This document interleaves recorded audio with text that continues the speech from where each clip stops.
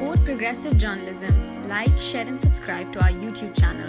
Don't forget to press the bell icon for latest updates. नाजरीन, सालार news channel में आपका इस्तकबाल है।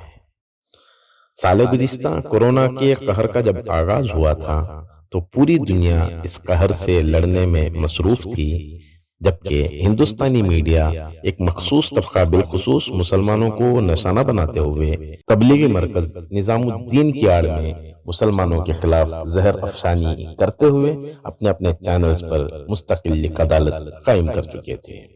मुख्तलिफ इल्जामात लगाए गए थे मुसलमानों पर और कोरोना की वबा फैलाने का असल मुजरिम गर्दानते हुए करार देते हुए मुसलमानों को बदनाम करने का एक मुसलसल सिलसिला चल पड़ा था। इसके खिलाफ कई तंजीमों ने news broadcasting standard authority NBSA से शिकायत की थी और NBSA ने मुख्तलिफ चैनल्स को नोटिस जारी करते हुए उन इल्जामात की वजाहत पेश करने का मौका फराहम किया था।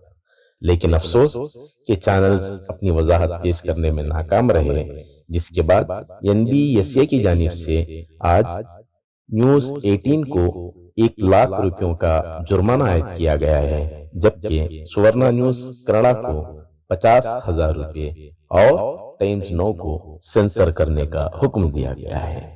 NBSA ने महसूस किया कि खामोखा मुल्क में नफरत फैलाने में ये चैनल्स पेश रहे थे और यहाँ की एकताई को कहीं ना कहीं डैमेज करने में मसरूफ रहे थे।